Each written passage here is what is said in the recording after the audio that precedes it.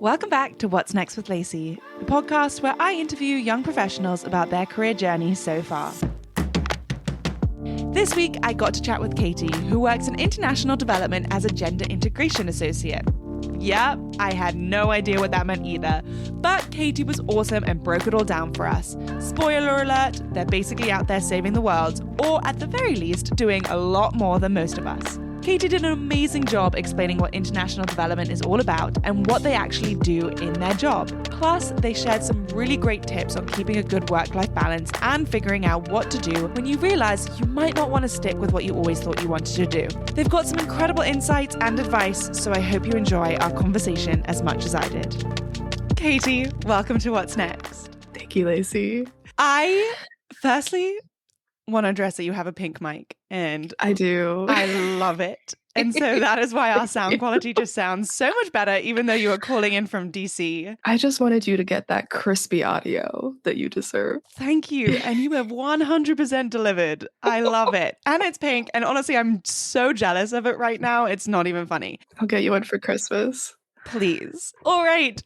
I want to say, firstly, I have no idea anything about what you do. I feel like what you do is incredibly specialized and incredibly unique. Yeah. And I'm so excited to dive into this because usually, you know, I have a general sense of like what people do. I have no idea what's about to come out of your mouth. I love that.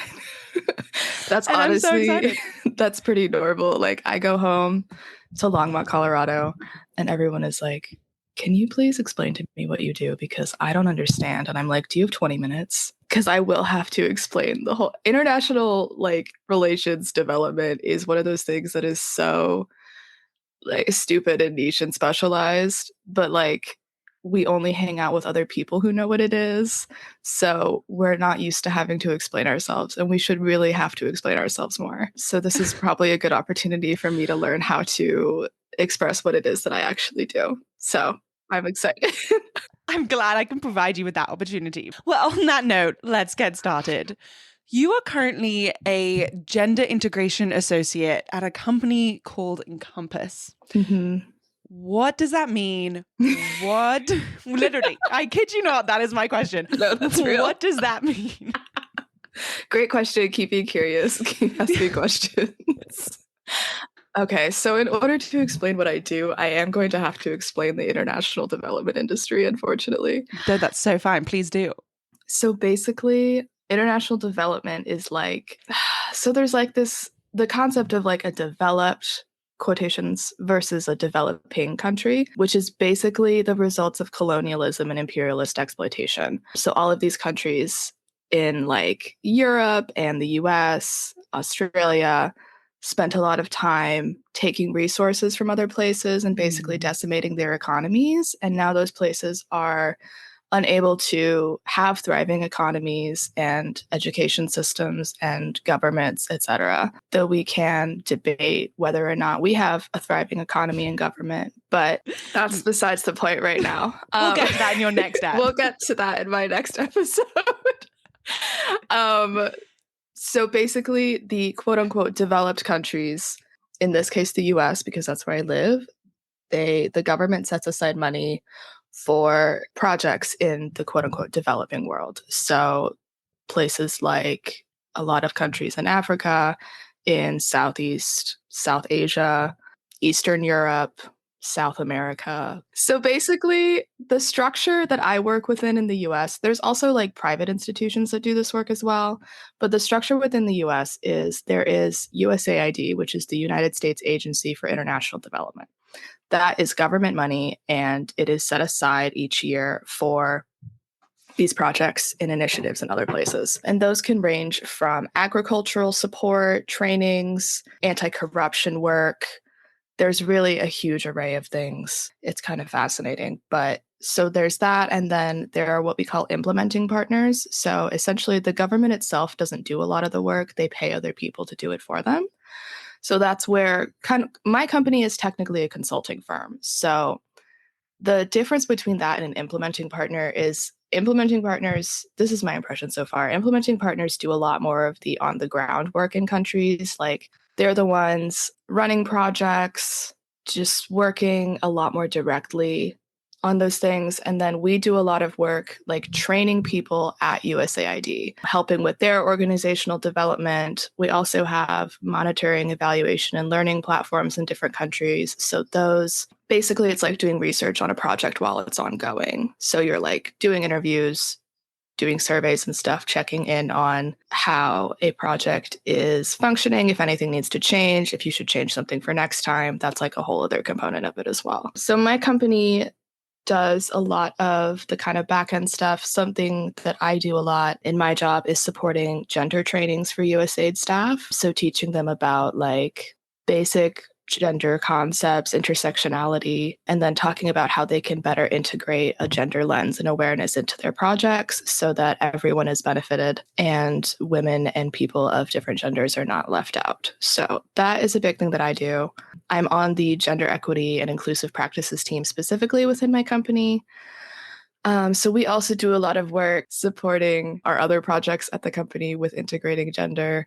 And then I'm also going to be starting on a gender analysis for the Senegal Mail platform. So essentially what that means is we are looking at their government and democracy sector in Senegal and seeing like where do women fit in? Do they not fit in? What are the norms in place that keep them from being in this sector? What are their access to resources that may be what puts limits on their access to resources? What are the opportunities for them? So that's a big like 5-month thing that I'll be working on soon. So I think that kind of answers your question. Yeah. Unless you have follow-up questions, which I am of course happy to answer as well, because it is a huge big thing. Well, I do feel like I genuinely just got a full-on crash course on this that I knew. You did. Absolutely. Welcome. I know. I'm now like, am I an expert? I think so. It sounds like very tough, intense work. Is it tough, intense work? Or is it, are you feeling a bit removed because you are the kind of back end of things? Mm-hmm. How does that feel? Yeah, I think it definitely depends on like the project you're on, what phase it's in. For the trainings, it can feel very intense if you're like in a training, because those are usually, when we do them in person now, they're like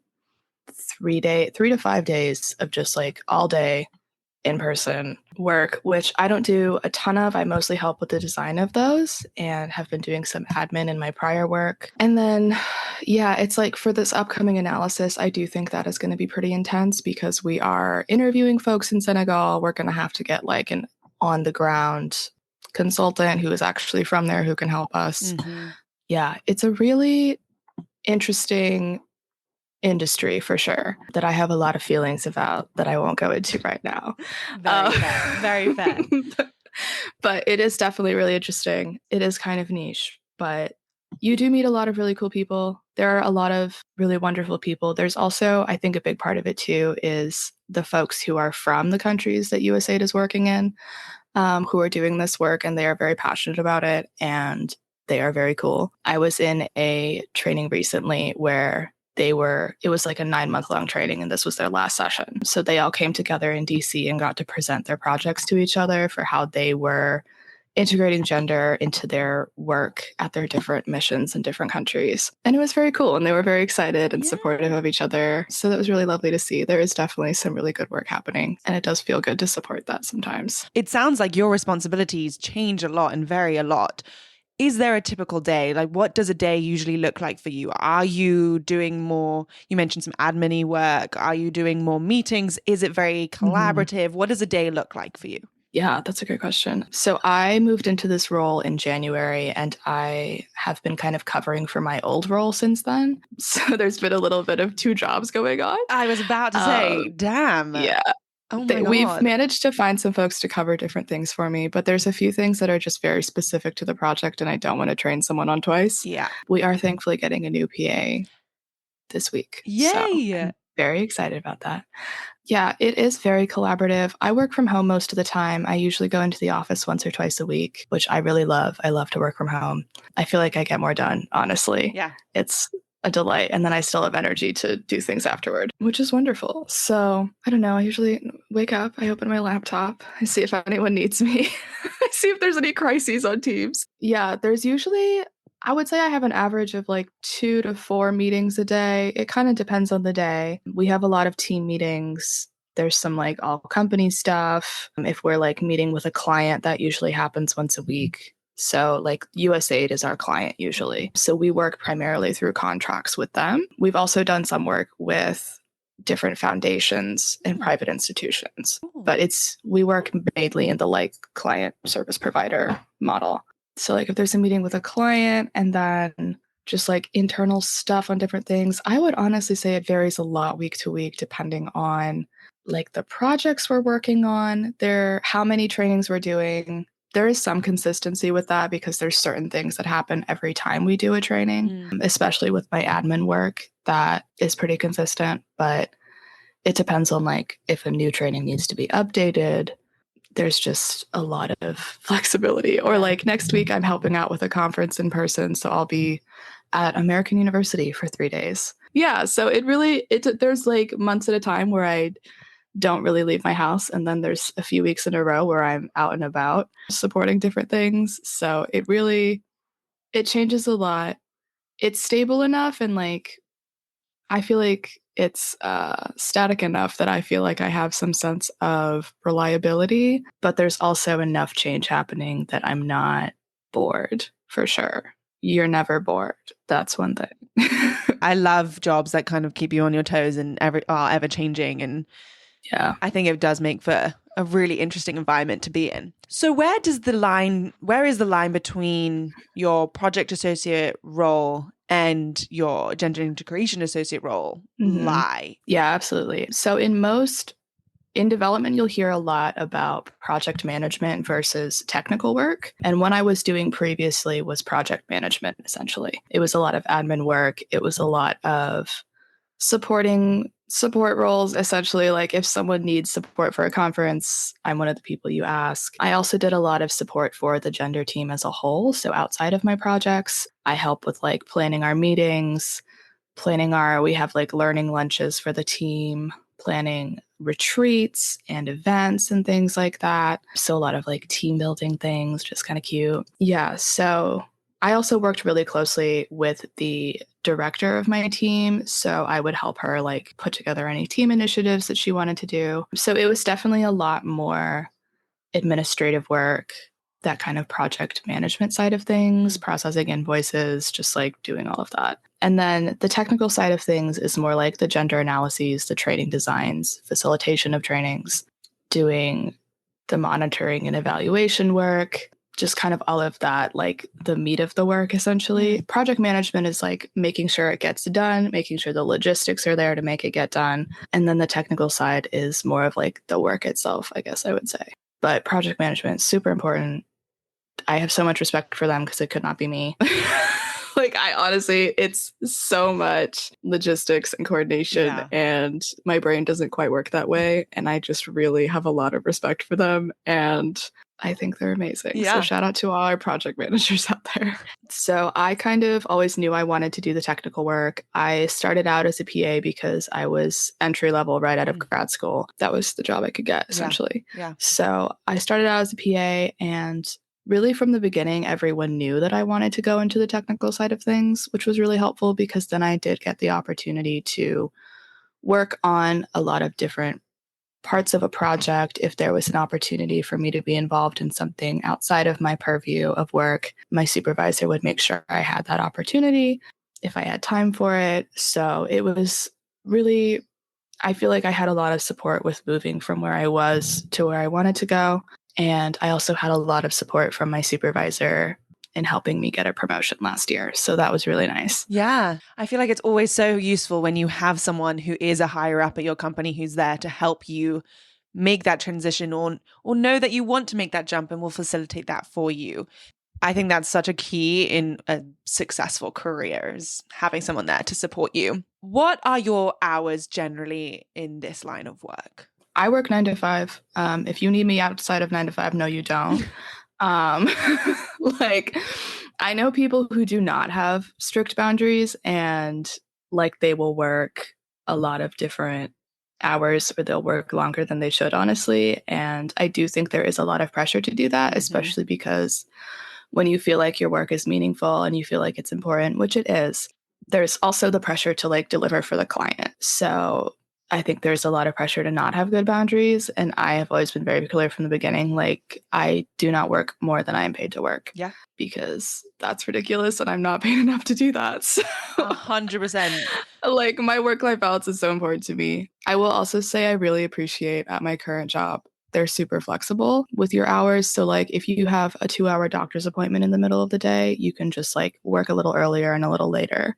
It's not, there's like certain hours you should be online, but if you can't for like childcare or whatever, it's really flexible. It's very nice. I appreciate it a lot because it just like works with my schedule. Yeah. But for the most part, I'm 40 hours a week and you don't get me when I'm not. My laptop's not open. So. That's honestly how it should be, because you're right. Yeah. You are getting paid X amount, and so you should work for X amount. Like, That's 100%. How do you make sure that you are really getting the most out of your role? You said while you were a project associate, you were allowed opportunities to do more than just what the job description is. So what do you do now in your new role that allows you to make the most of it and learn the most and yeah. I feel like universally applicable is just communication. My supervisors know what I like to do and what I want to do. So they're aware of that. And that when opportunities come up to do those things, then I am able to step into that. I think that's the biggest thing. Yeah. Honestly, it has been, I haven't been thinking as much about that since I've been kind of covering for my past role the past few months. But as that starts to get covered more, I do think just knowing what you want to learn is important, and then finding the people who can help you learn that. I also am very passionate about like LGBTQ plus rights and issues. So anytime there's an opportunity to step in on one of those initiatives, I am very much the person they ask because I've made it known that that's what I care about. So I think just being an advocate for yourself, letting folks know what you want to do, and also don't be afraid to say no. I have been asked multiple times if I want to facilitate a training, and I'm like, I don't want to do that. That's not, I have done smaller ones, and it's just not something that I personally enjoy. It takes a lot out of me, and it's not getting me where I want to go. Yeah. So it's totally okay to say no to things that you really don't want to do and are not in your purview, so you can have space for those other opportunities as well. Yeah. I remember I saw an interview with Elizabeth Olsen, which is so random. I saw an interview with Elizabeth Olsen and she goes, no is a full sentence, which is absolutely true. It's true. 100% take advantage of, or just feel comfortable enough to say no. Great advice. Hey guys, it's Lacey. Thank you so much for listening to my conversation with Katy so far. If you're enjoying this episode, please share it directly with a friend, a family member, maybe someone you know who's currently trying to figure out what they want to do, a high school student, a college student, whoever you might know or whoever you think might find this episode interesting. I would really, really appreciate it. Now let's get back to the episode. I want to now move on to your journey to where you are now. I want to start with what you were studying in college. You studied gender studies in college, which I feel like a lot of people do not know what that is.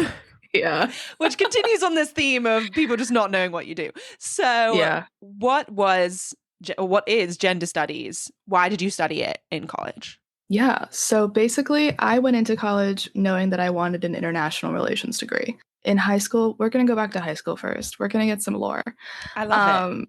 I never knew really what I wanted to do because all I knew was that I liked to write and that I wanted to leave Colorado. So I went to this really ridiculous, nerdy summer camp, like after my junior year of high school. And it was literally about like international diplomacy.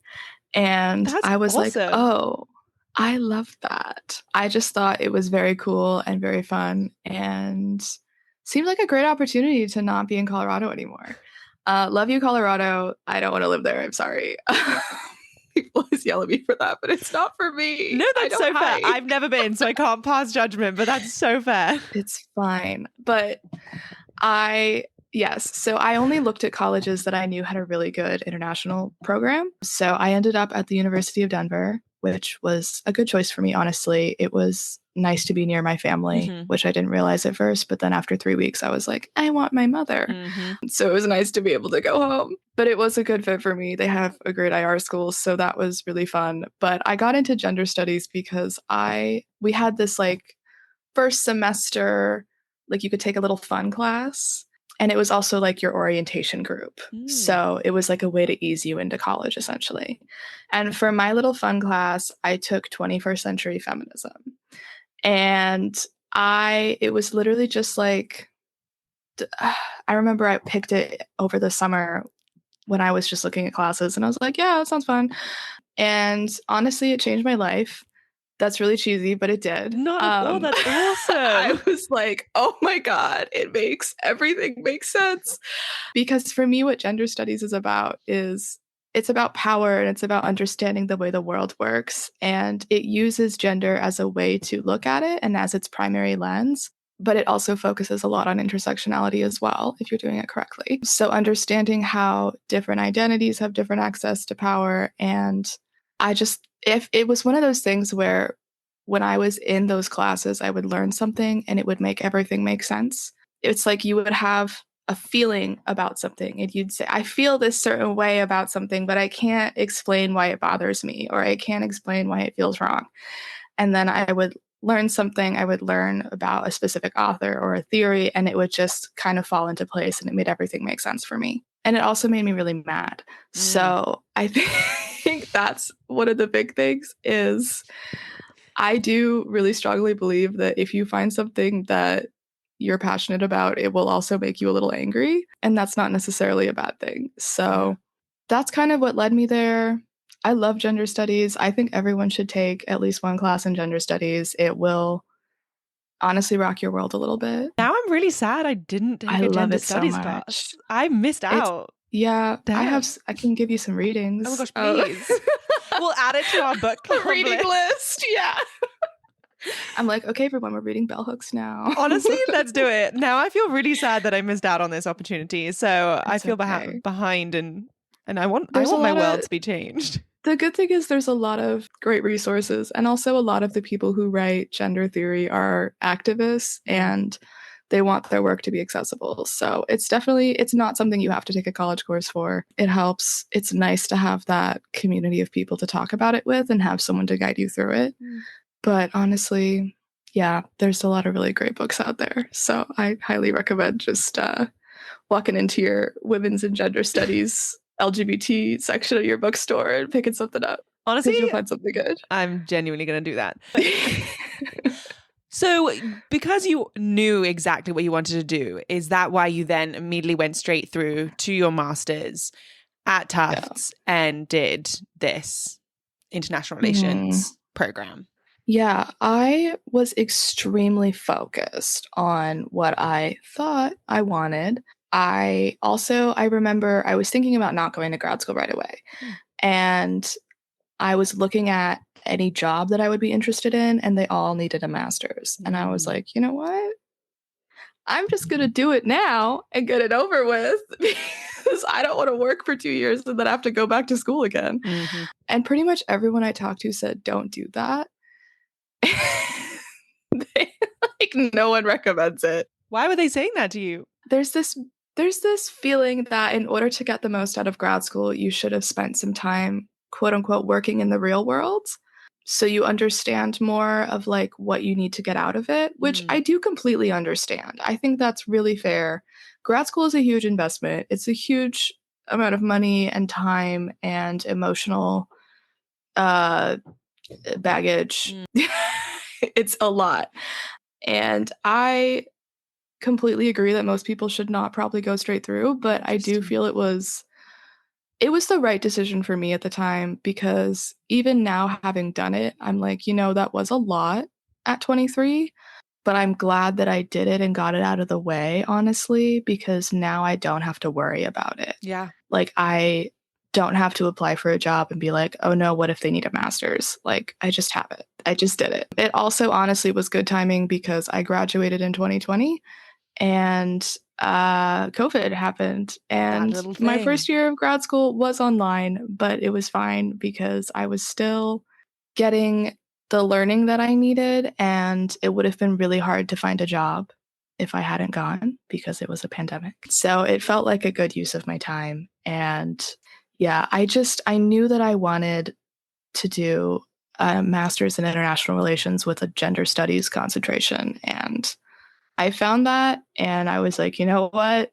let's just do it. I had always wanted to go to grad school also since I was in high school. It was just like a thing I wanted to do. And I'm very privileged to have been able to get to do it because it is a lot and it is expensive. But I think for me, it was worth it because I did make a lot of really great connections also. Like a lot of my friends in DC now are from grad school. I met them in grad school. It was wonderful moving here with like a built-in support group. Like that's my network essentially. We help each other find jobs. We help each other network. We can support each other in that way. And I think that's a really valuable thing that I got out of it as well. Absolutely. It's so amazing that you knew from such an early age what you wanted to do. I don't know if it's amazing or delusional. I think it's amazing. I think it's amazing. It's a little intense. I mean, no, maybe, no. No, I think it's such a guiding light to have. And I think that's so useful in trying to navigate a liberal arts degree and then trying to figure out what to do. Like if you have some semblance of what you want, then I do feel like that. I mean, is that how you felt? Do you feel like it was helpful, or do you really do feel like it was delusional and maybe was more trouble than it's worth? It was helpful to some degree. I think what I'm struggling with now is I'm not necessarily sure if like the international side of things is where I want to be. Like I have been contemplating a domestic turn, as we call it, for a while because I would love to do more domestic policy and advocacy and research. But I think part of the thing also is when you are 17 and you want to get an international relations degree, you think that you're going to change the world and you're going to make the world a better place. And then you go to college and you realize that that was your white privilege and your small town fantasies of escape. And sorry, I'm getting very real here. No, I love it. This is what we need on What's Next. Yeah, like it's just, and I was just so, I think I didn't give myself as much flexibility maybe as I should have because I was so intense and so focused on one outcome. And then it's a little disarming to achieve that outcome and be like, is this what I want? And it's like, I don't regret anything that got me here because I do really like my life and I like my job. And I do think I will get to where I want to be going more eventually. But I don't know. I think it's better to keep your options a little more open and maybe try some other things. Yeah. But one thing I will never regret is like my gender studies aspect of that because that is something that like I just care about so deeply and like doing that as my focus has always been really important to me. Like it was in my old documents the other day because I was looking for something. And I found a paper from high school that I wrote about like women in the workplace and like wage inequality. I was like, wow, I've always been about this. Like, that's incredible. I've always been about that. Yeah. So it is also really nice to get to go back to the people who were like, why are you getting a gender studies degree? What are you going to do with that? And be like, well, I have a job that uses it every single day. And I got this job because of that degree. So maybe chill. Yeah. I feel that way about being a history major. Everyone's like, what are you going to do with that? Granted, have I used it since I graduated? No, but still. You got critical thinking. Exactly. I do think that there are skills that come with these degrees that people think are, not vocational and not useful and things like that. I think there are skills, you use your knowledge every day, but for me, indeed, it's critical thinking, it's ability to write, it's research. Like there's so much to it that still can be applied in a job. So I always said this on my tours. I always thought that education should be educational, not necessarily vocational. And yeah, exactly. I think that's so true. Like you are there for a reason. You're spending so much money. Be there to learn whatever you want to learn, but be there to learn. And if you are enjoying it, then it will be useful. You will find a way for it to be useful, is how I've always felt. But yeah, I think that's incredible perspective to have in terms of your like focus and flexibility as you go through your educational journey. You mentioned your friends and your network, and that's been something you've really appreciated. Is there something that you've really appreciated and has really stuck with you from the educational side of your master's program and that you've been able to specifically apply to the work that you do now? I really enjoyed my gender classes while I was there. I had wonderful professors. I also really loved my critical theory class, which isn't as directly applicable, but What is it was what still is really that? fun. It's basically theory critiquing international relations. So it's like decolonial theory, feminist theory, queer theory, anything that kind of goes against the traditional hegemonic white cishet colonial mode of thinking, which still really pervades the sector. Mm. So it was very fun to be in that environment with other people who were like, we're in this degree program, we're in this field, but how can we change it? Is it changeable? What are perspectives that we're not necessarily getting in our other classes? I think that was really valuable. I also did appreciate the kind of practical approach to utilizing a gender lens in work, because that was kind of why I wanted to go to grad school, was because I wanted that intersection of international relations and gender studies, because they had felt very separate in my undergrad. So they were two separate degree programs. But it was really nice to get to have professors who did what I wanted to do, essentially. Like they used gender analysis, thinking about feminist theory, intersectionality in their work in international relations. So it was really useful to have that practice. Yeah. And again, to find that community of people who were able to support me and that I could support in turn. I think that was really valuable as well. Outside of your undergrad and grad school experience, you also interned in various nonprofits, and you're a fellow and a grad assistant, and you have so much more experience under your belt. Is there something specifically you learned from those experiences that have tied into the work that you do now, or kind of shaped the journey that you went on? I think a big part of internships is also finding out what you don't want to do. I had one internship that was very event planning focused, and it was really interesting. It was a good experience, but it's absolutely, sorry, I just threw my fidget. It's absolutely something that I do not want to do. Yeah. It's overwhelming. I don't enjoy logistics. It was a lot. So that was interesting, but it was good to know that that's not something I wanted to pursue. I also really enjoyed my work with the Community Engagement Center at the University of Denver. That was a really cool fellowship because I was with like 9 other people in various different degree programs. Some were grad students, some were undergrads, and the whole focus of it was really to figure out how to use our skills and our knowledge from being a student to support our local community. So I got to do this really cool little research project with a local church about how they could it's called asset-based community development. And it's basically looking at what is already present in a community to build on that, instead of kind of a charity-focused model where you're just looking at what's absent and giving. So that was really cool. I got to talk to a lot of cool people. I think that really cemented for me that I really enjoy research, and I really enjoy interviews and talking to people and incorporating those perspectives into creating materials that can help people do their work more effectively. Yeah. And I had my internship with Save the Children between my 2 years of grad school, which was really great. I learned so much. It was remote, so it was really weird sitting in Boston, like sweating in my bedroom, calling into the DC office.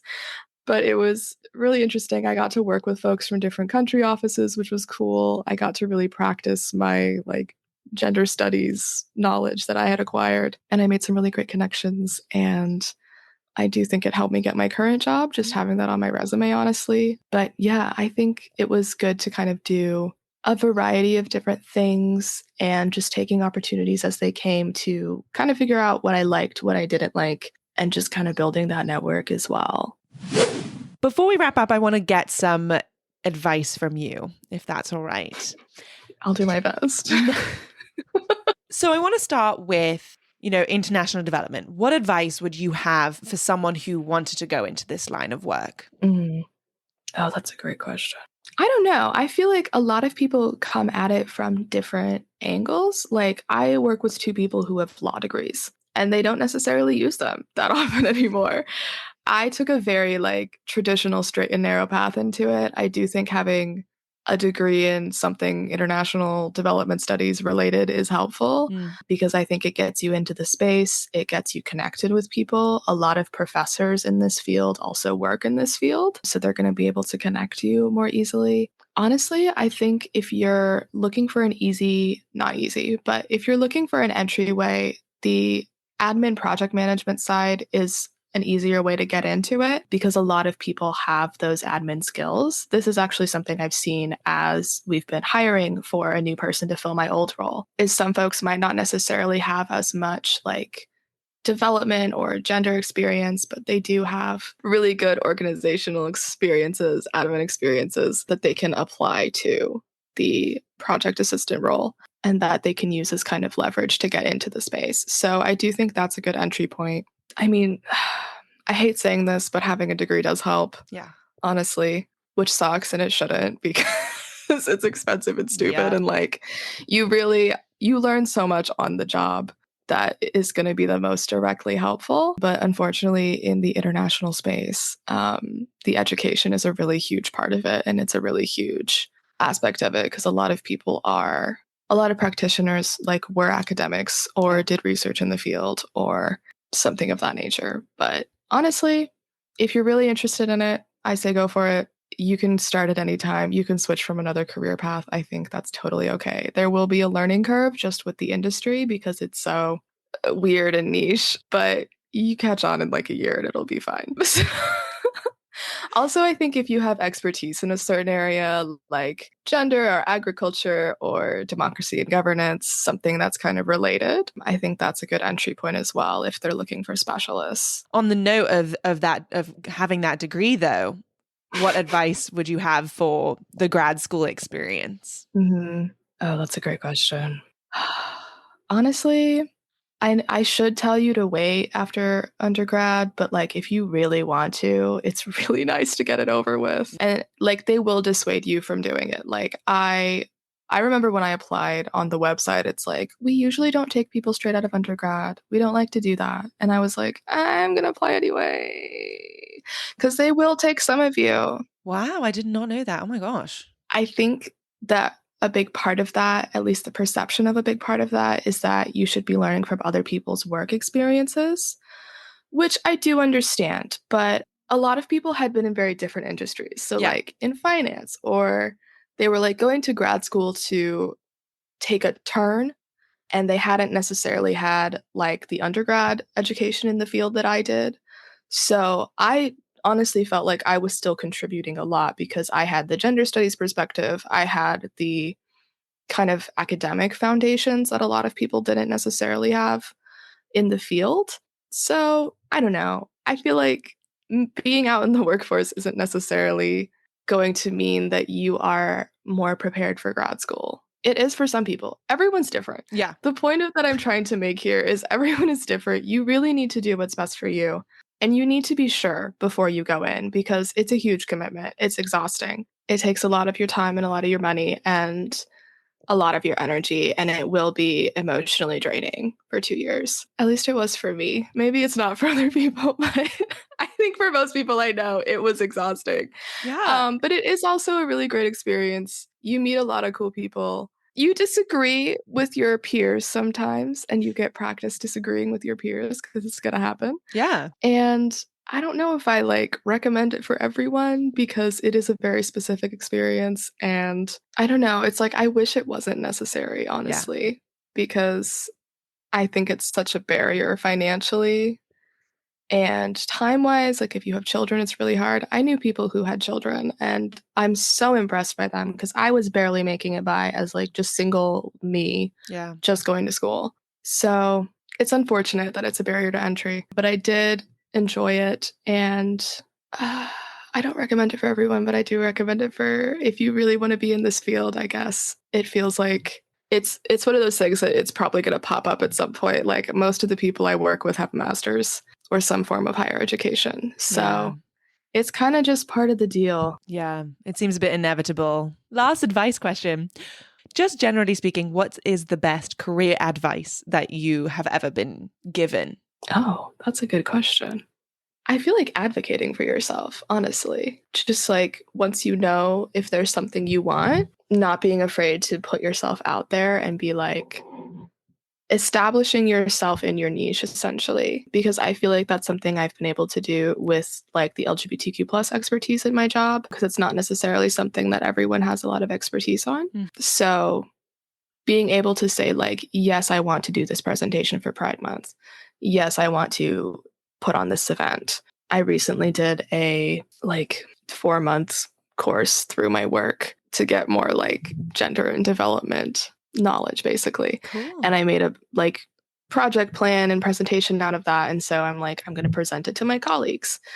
So really establishing yourself in that niche, whether that's an expertise area, whether that's a skill set, knowing what it is that you enjoy, and then putting yourself in a position to be the person that they reach out to for that. And also, I don't believe in needlessly acquiring skills that you don't like. I remember being pushed really hard in undergrad and grad school to get like hard data set skills or like quantitative research skills. And that's not what I care about. That's not what I want to do. And I was like, why would I learn programming if I don't want to do it? Yeah. Like, I don't want to be the go-to person for this if it's not something I enjoy. Yeah. And I've been able to make a career so far of primarily things that I at least like doing to some extent and that I enjoy doing. Like, I like writing, I like research, and it's nice getting to do those things. So I really strongly believe that you should do what you want and you will be able to find a career in that. Obviously, that doesn't include like sleeping because that's what I would just do. 100%. If I could make a career out of sleeping, oh my days. Like, no one is going to pay me to just like lay around and read fantasy books all day. But if they did. No, but I would also be a professional. I would be a professional sleeper. I'd be a professional stay in bedder. 100%. If I could girl make resting, money from that, girl laying down. Yeah. I would crush those jobs. We would be amazing. We would be amazing. Yeah. We'd be incredible. Yeah, I think to boil it down, find what you like, advocate for yourself, and don't be afraid to say no. Yeah. That's great advice. Before we fully wrap up, final question for you, Katy, what's next? Oh, Lord. That's a great question. Thank you. I feel like that question has framed so much of my life. Like, I was extremely future focused for a long time. And it's been really nice to have the past 2 years of just working to kind of like chill. Yeah. And just be like, I have healthcare, I have a salary, I'm fine. I was listening to Cleo's episode, and freelancing is super cool, but it could never be me. I can't do the instability. I'm like, that is so brave of you. Oh, I know. Could never be me. But like, I am willing to make those sacrifices for a 9 to 5. I love stability so much. Yeah. Yes. But as far as what's next, in the next year or so, I would really love to start looking for work, maybe more in the domestic sphere. I would love to work more specifically with LGBT populations. I think I kind of mentioned that before, but I also think reproductive justice is really important. Mm-hmm. I just feel personally that there is a lot happening in the US right now that is very alarming and very stressful. And I would really like to put my time and energy towards that, because I think that would be more fulfilling for me at this time than working internationally. I'm super grateful for all the like opportunities and experience this space has given me, but I'm just feeling very, I don't want to say called, but motivated to kind of do more domestic work and be more directly linked with my communities in the US right now. So I think that would be cool. I love that. Other than that, I'm hanging out. I'm hanging out. Yeah, I would also love to do more like mutual aid work in my community, but I need to like get connected and find some resources for that. So just trying to really feel settled where I am and be content in that instead of constantly rushing to the next thing, because I spent a lot of my life constantly rushing to the next thing, and it was exhausting, and I feel so much better now. Yeah. So yeah, no, absolutely. Yeah. That is very important, and also very, very real. I feel like I am very similar in that regard, and that the constant pressure to think about what's next and think about where does this take me and what can I be doing to advance to the next step. But there is something that's so nice about just feeling stable, feeling like you're making a difference and you're doing what you're good at and just chugging along on that path. And then just like taking that mental break that I think is so important. Yeah, because there's so much outside of work that's important to me. Absolutely. You know? Like, I think that's a huge thing I realized this year is I was deeply like career defined before I actually got a job. It's really like I was very intense about like my work and my work defining me for a long time. And I don't know what happened. I think I just got tired, but I also think I realized that like even if my work is doing good things, like it's a job and I'm not fundamentally changing the world through my job. That's just not possible. That's not how things work. Yeah. It's capitalism and I have to work to survive. Yeah. And fortunately, I get to work doing something that I enjoy most of the time. But at the end of the day, it's a job. And if I stop doing it, the world is not going to end. And there's just so much else in my life that matters more to me. So, yeah. Yeah, that's so real. And I feel like so many people in every industry should take that on board. The world will not end. It's going to be okay if you close your laptop. It's going to be fine. And just take a breath. Everyone's going to be okay. Yeah. Like, they'll be okay without you. Yeah. You know, absolutely. I think I really loved feeling indispensable, but like, they'll be okay. Yeah. No, for sure. Well, thank you so much for coming on. I really appreciate your time and all the incredible advice and information and stories you shared with us today. I think a lot of people will find it really helpful. So thank you so much for coming. Thank you for having me. It was so much fun. Yay. I'm glad.